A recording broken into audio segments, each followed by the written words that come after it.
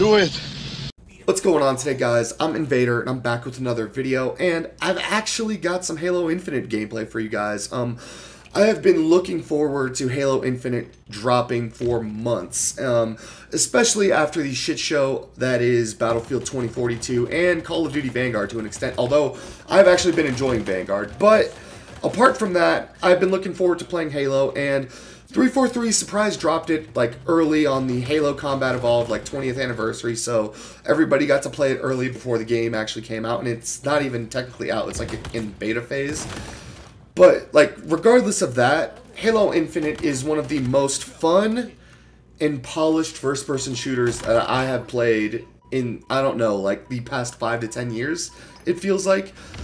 The game came out and it works. I can get into matches, I'm not getting disconnected randomly, the connections are pretty good, I'm not getting fucking packet burst, or I'm not rubber banding either, like I am at Battlefield and Vanguard.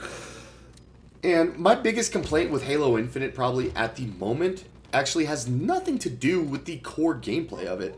I think the core gameplay of this game is excellent. Like I said, it's relatively bug-free, there's not really that many bugs.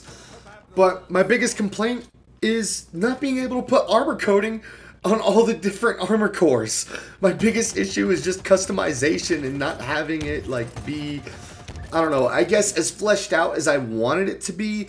And a lot of people are upset with like the Battle Pass customization, or not customization, progress with Halo. It takes like forever to progress it right now, and I'm hoping they buff it. Like I honestly don't think it's that bad right now, especially if you're completing like your end of the week challenges. Like you get quite a bit of XP, and if you pop like a double XP token, you can pretty much finish like a full level Battle Pass in like, I don't know, like 5-10 minutes if you really wanted to, depending on your challenges and where you're at, of course. But like regardless of that, I feel like a lot of the Halo community forgot why we played Halo. And back in the day when Halo 2 and Halo 3 were out, the most armor customization that we had back in those days was you could change your character to an elite, because back then you could play as an elite, and you could change your primary color and your secondary color. That was about it. You couldn't change your helmet, you can't change your right shoulder pad, your left shoulder pad, your gloves. You couldn't change shit. Everybody ran around with the same armor, and here's the thing, there was also nothing to grind for back then besides like grinding ranked, right? But there was nothing to grind for. There's no battle pass, there's no challenges, none of that. And we played the game because it was fun, because it was addicting, because all of our friends played it, right? There wasn't this feeling like, oh, we have to grind for cosmetics, right? And I feel like a lot of people are missing the point of why we even played these games in the first place. You know what I mean? I feel like, and I mean, it's not just Halo, I guess, but a lot of companies that are making these games feel as if, I don't know, grinding should be like straight up a part of the game, and it shouldn't, right? And I like that 343 didn't make grinding a part of the game. It's there if you want to do it, but it's not something super invasive, and and all the challenges, they're all pretty simple. It's like get 5 melee kills, kill 25 Spartans, play 10 PvP matches. It's all simple shit that anybody can do. And the one constant in Halo Infinite's life cycle so far has been the fact that 343 has listened. And when it comes to the customization and the Battle Pass shit that I mentioned earlier, I expect them to make changes. I expect them to address it, which they did a little bit. They gave like, I don't know, you basically get progress for the Battle Pass for every game you play, so you're getting like 50 XP, but I think they need to do a little bit more, and I think they will. I mean, they hear the community, and they've changed shit in the past, and they're going to continue to change shit, because unlike franchises like Call of Duty and Battlefield, where casuals can completely carry those game franchises' sales and microtransactions just because they're so huge, and not to say Halo Infinite's not, but Halo is one of those games where it needs its community a lot more than, I guess, it needs like the casuals, because this game,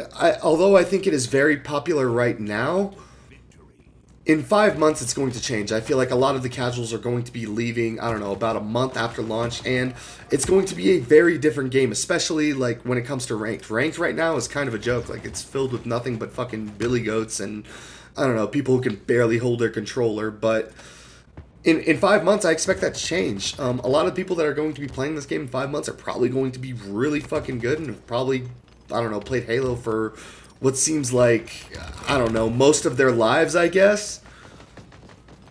But besides all that, guys, if you haven't checked out Halo Infinite yet, I highly recommend you guys go check it out. It's free on the Xbox Store. It's free on Steam. Go check it out. I highly recommend it. It's a 9 out of 10 for me, so the game is good. Go check it out. And not only that, it's free, so it's not like you're losing anything on just trying the game out. And that's, honestly, that's probably the best thing about Halo Infinite this year, is that I can convince my friends to try Halo just because it's free.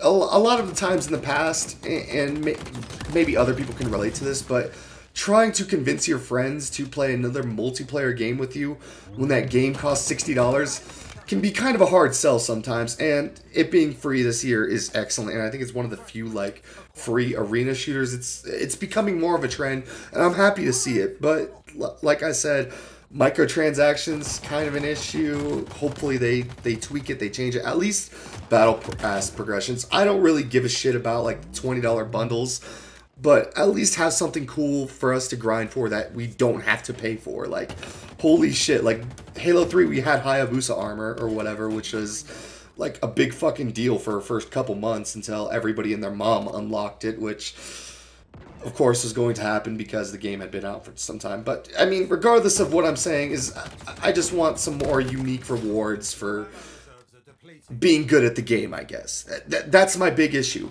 right? Everything else about the game I really like. The maps are a lot of good. They're really interesting. They've got a lot of interesting stuff going on too, like audio wise. Like if you just load into the maps like by yourself and you want to hear some like interesting shit, just stand there with no bots, empty lobby, and there's some really interesting stuff like going on in the maps, I guess. It's just, I don't know, it's extra levels of detail, I guess, just to make the game cooler. Not only that, the game is fairly balanced. Everything works. Everything is good. The one thing I don't like is certain weapons have different aim assist values, but I think that goes down to more just getting used to the game and getting your settings right. And yeah, anyways, guys, that's all the time I have for today's video. I hope you enjoyed it. Like, comment, subscribe, and yeah, I will see you guys in the next video.